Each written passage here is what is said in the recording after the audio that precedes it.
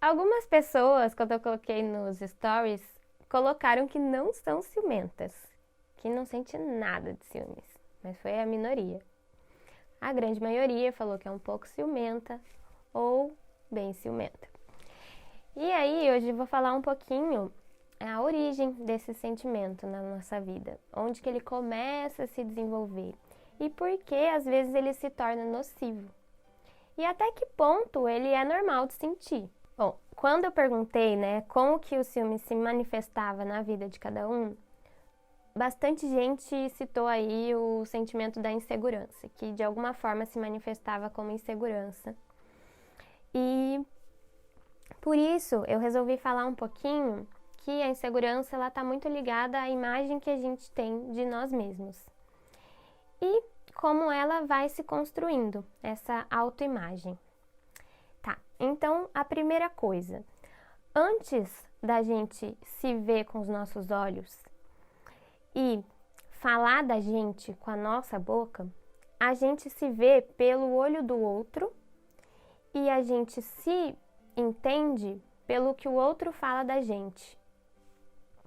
Então, necessariamente, a nossa autoimagem vai passar pela forma que falaram da gente, pela forma que falaram com a gente, pelo lugar que a gente foi colocado dentro de uma relação.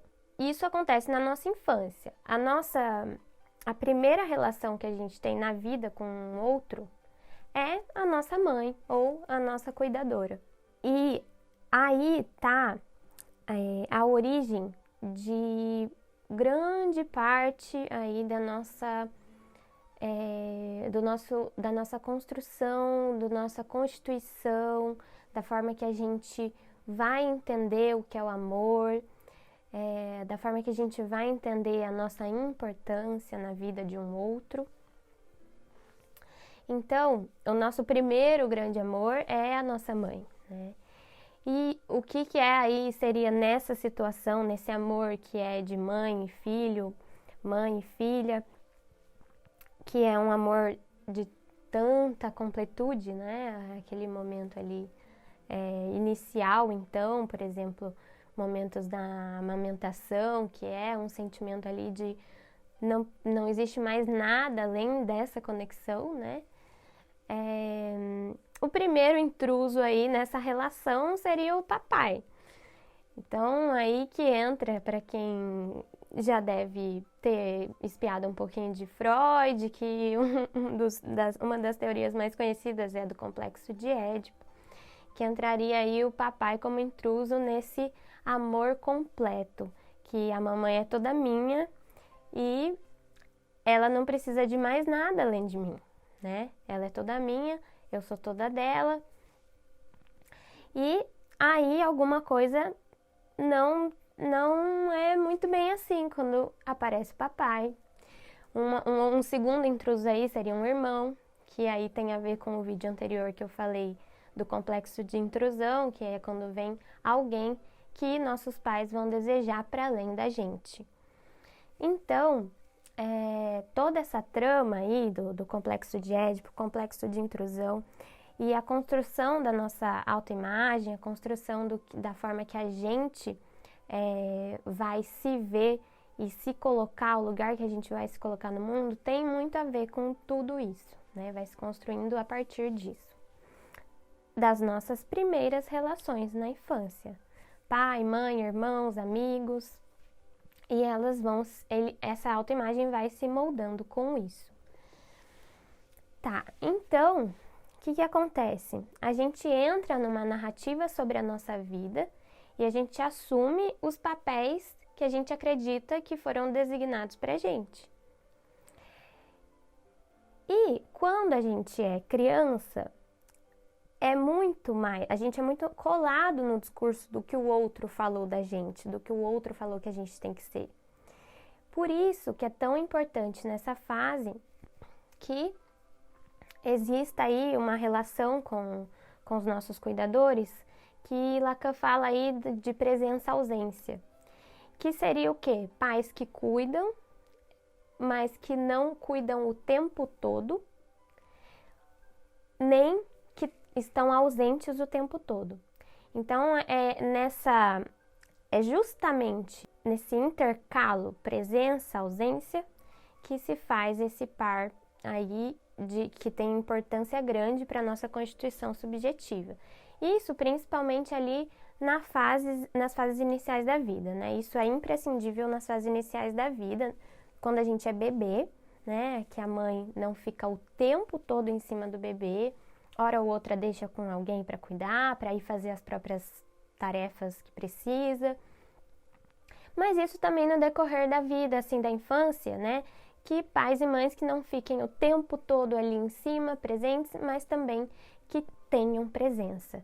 E quando eu falo de cuidado, desse cuidado existir, eu não estou falando de cuidados puramente biológicos, né? De alimentar os filhos, de dar ali, não passar frio, poder fazer as coisas biológicas, né, de forma saudável. Eu estou falando aí de um investimento libidinal mesmo, de ter ali um investimento de qualidade, para ter tempos ali de presença real, não só de vim aqui te dar comida, né, vim aqui te dar isso aqui e tô saindo, já fiz minha função, né? Porque não, somos mamíferos, precisamos dessa função aí sim, né, da mãe alimentar a gente no início, mas a gente também, somos seres de linguagem, então a parte biológica não bastaria para nenhuma ligação entre mãe e filho, né?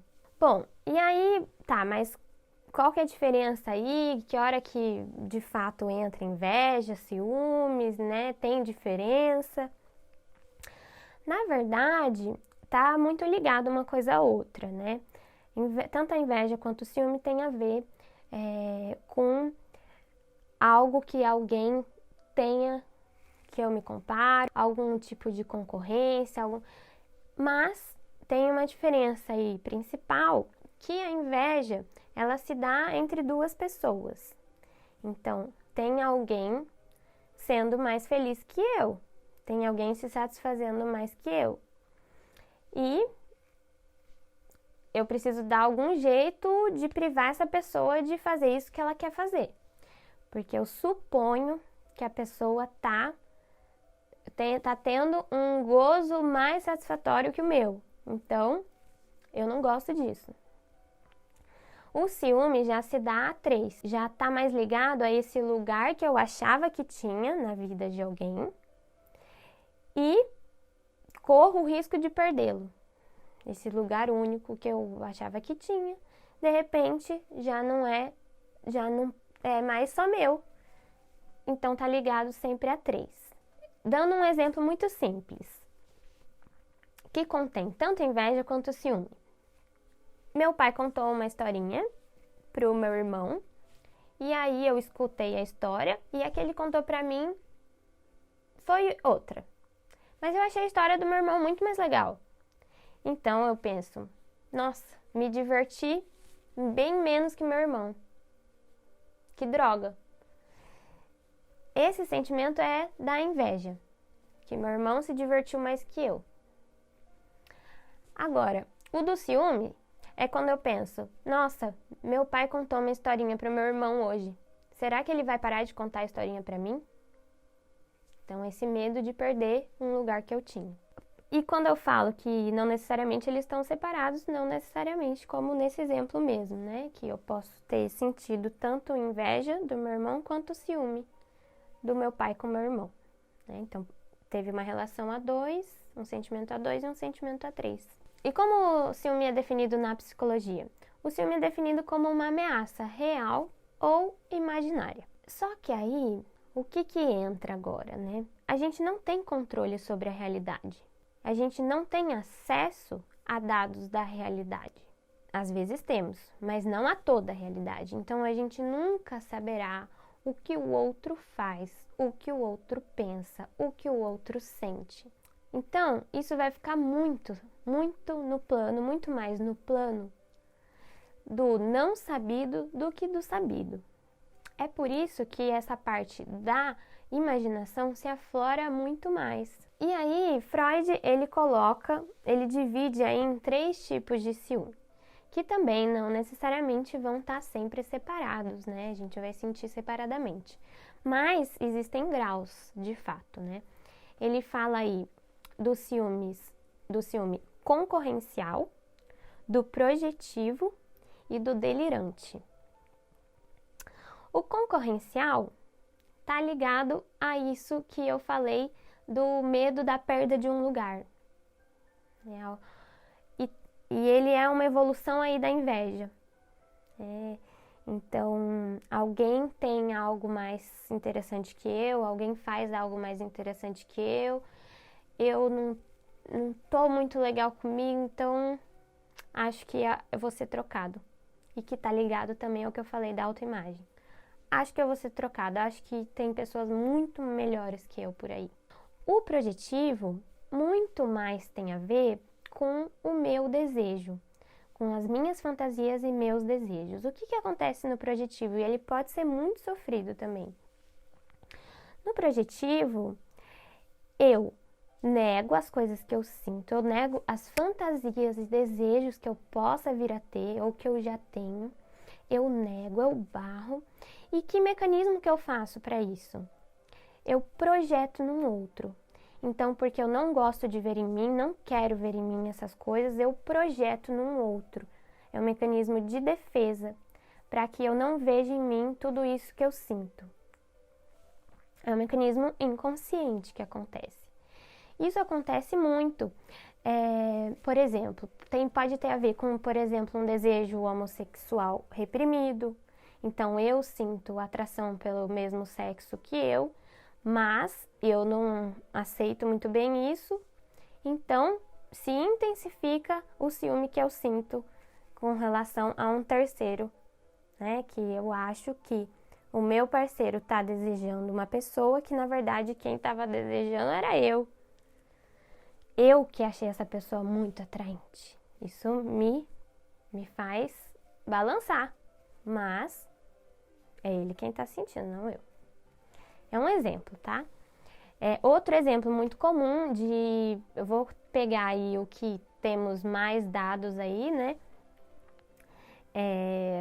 De violência, né? E esse seria já o delirante, né? Mas que é tipo uma evolução, o ciúme delirante seria uma evolução do projetivo, né?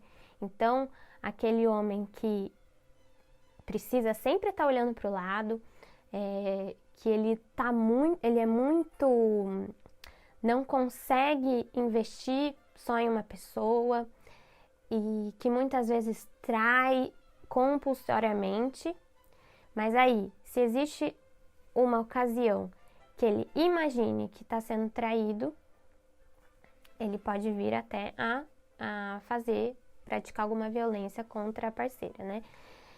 Qual que é a diferença aí do ciúme projetivo e do delirante? O projetivo, a pessoa fica imaginando coisas, né? A pessoa que projeta seus desejos na outra pessoa, por exemplo, tem vontade de trair, tem vontade de ficar com outra pessoa, quaisquer que forem esses desejos, ela acha que a pessoa também está o tempo todo tendo esses desejos, né? Isso não é consciente, tá?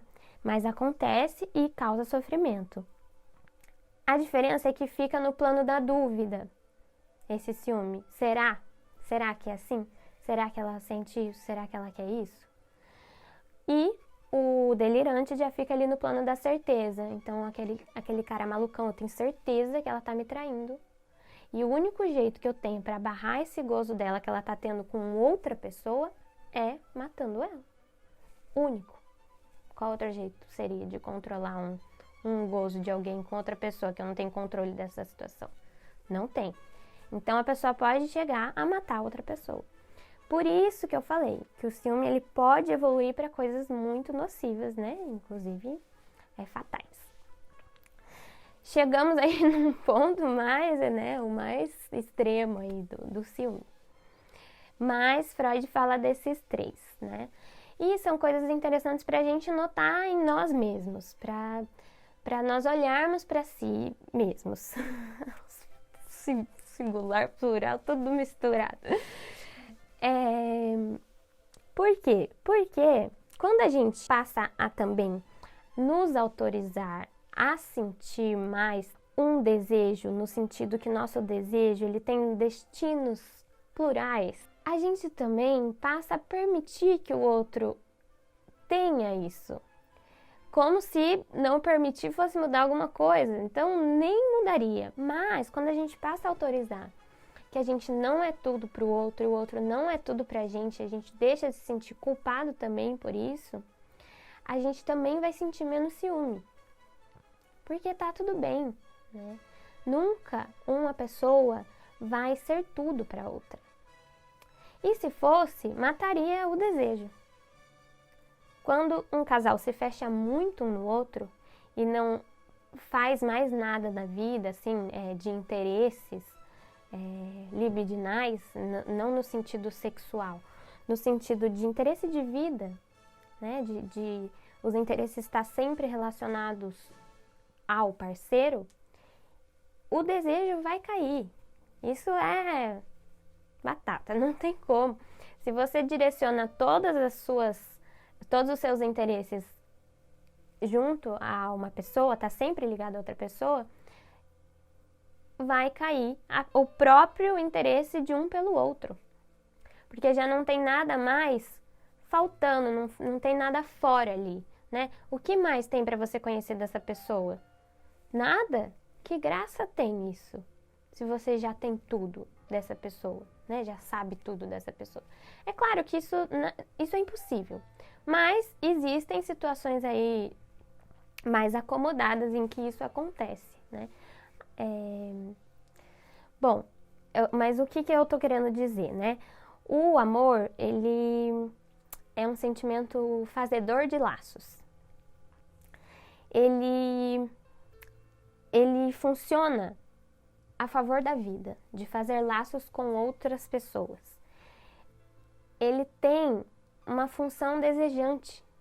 E a função desejante é isso de sempre querer mais. Então, para querer mais, você também não pode estar completamente satisfeito. Você não pode ter tudo o que se quer. Para querer mais, você precisa não ter alguma coisa, sentir falta de alguma coisa. É aí que tá aquele elemento da saudade que todo mundo fala. Ai, precisa ter um pouquinho de saudade. Precisa mesmo. Precisa. Às vezes a saudade resolve um problemão. Você achava que o problema era X. E sabe qual que era o problema?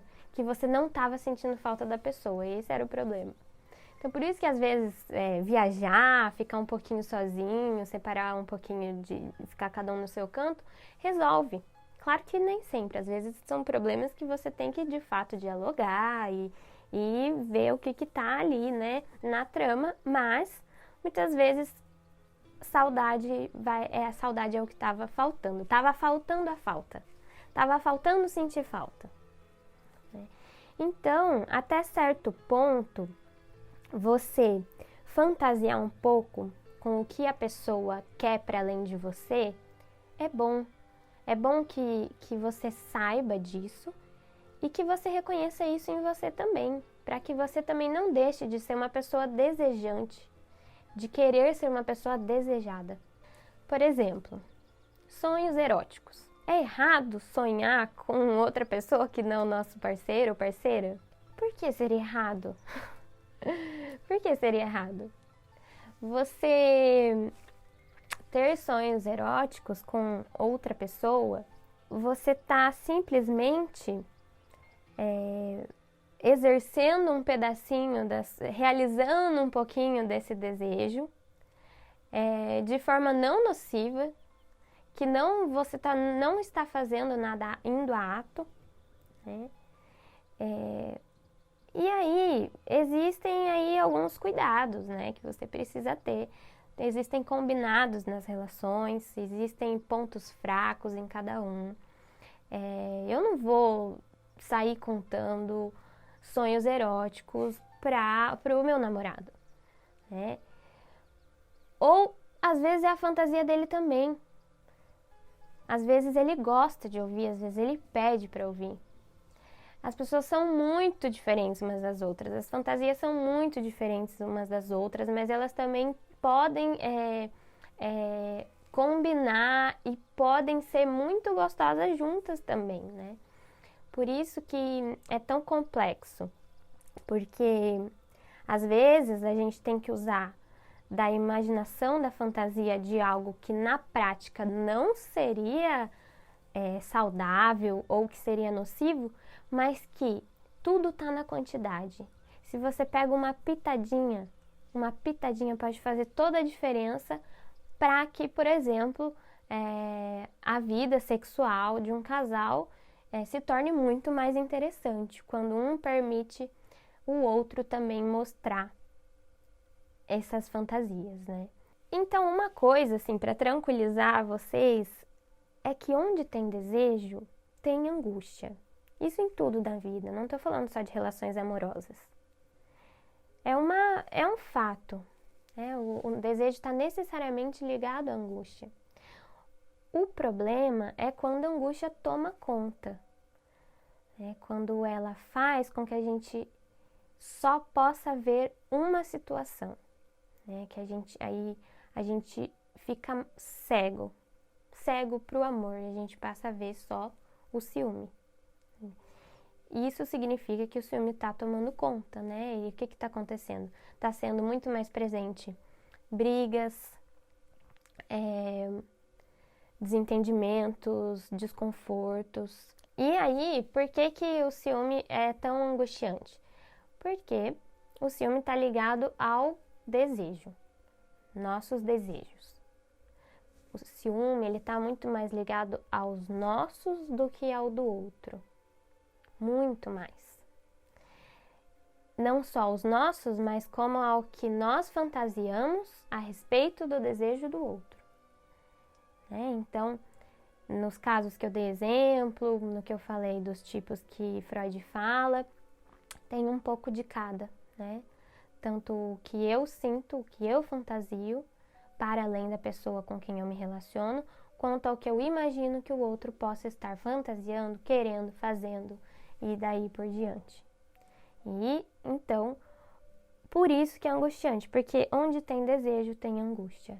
E aí o problema é quando a angústia toma conta e ela paralisa até o desejo. Por isso que também falam, uma coisa interessante, né? Que muitos casais falam que é muito gostoso o sexo pós-briga, sexo de reconciliação. Por que é tão gostoso? Né? Porque você quase acabou de perder a pessoa. Vocês quase terminaram. Fica muito mais interessante, porque você quase que tá transando com uma pessoa que você quase que perdeu, que você não tem mais, você já perdeu uma parte dela. Isso torna mais interessante. A gente gosta desse jogo, né? De conquistar algo que a gente não tem, não tinha, entre aspas. E por isso que é tão excitante, né? Esse sexo de reconciliação. Ou um sexo de despedida. Nossa, como é intenso, né? Como é gostoso, é o melhor sexo da vida. Não acredito que a gente vai terminar depois disso. Mas não, só foi tão gostoso porque vocês já sabiam que ia acabar. Então, tem todo esse jogo, né, do amor e sexo. Por isso que casais inteligentes brincam com toda essa fantasia, né? Podem fantasiar com relação a essas coisas, fazer brincadeiras até o ponto que não machuque ninguém. Isso é interessante para o sexo, né? Mas não necessariamente o que se fala na hora do sexo é o que vai acontecer depois que sai dali do quarto, né? Porque fantasia é fantasia e vida na prática é vida na prática. Então, acho que já queria ir concluindo, né? Então, eu tô falando tudo isso para naturalizar um pouco que os sentimentos não são possíveis de ser decantados. Então esse aqui vai ficar aqui, esse vai ficar colar, esse aqui, esse colar. Que tá tudo bem a gente sentir saudade de alguém, sentir carinho por alguém do passado. Tá tudo bem a gente fantasiar com alguém novo. Tá tudo bem, isso, uma coisa ela não vai excluir a outra, né? Isso não vai excluir o amor, o respeito por quem eu me relaciono. é sempre ter em mente que um relacionamento é um acordo mútuo, que ele é sustentado por renovações desse acordo. Então, ele tem que estar sempre sendo conversado sobre a relação, né? Não é só na hora da DR, aconteceu uma coisa, vamos ter uma DR. É engraçado esse termo, né? Porque não precisa ter DR. Na verdade, você tem que conversar todos os dias com a pessoa, né? Não necessariamente todos os dias problematizar as coisas, não é isso que eu tô falando. Mas que o relacionamento, ele é pautado e sustentado nisso. Em acordos, em reacordos, em mudança no acordo, né? Em flexibilizações, em talvez deixar alguma coisa mais bem definida. Então, vai do casal, né?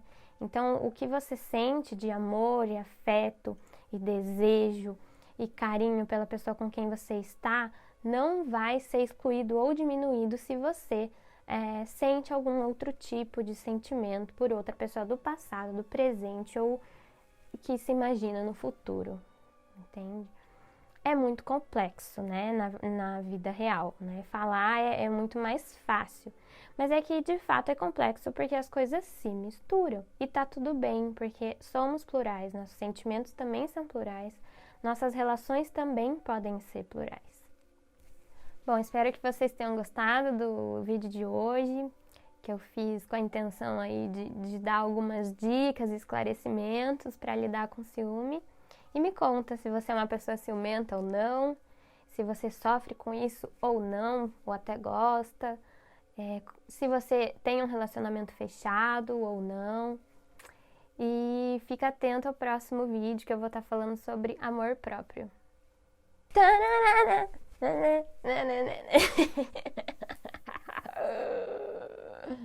Esqueci de falar isso das versões atualizadas.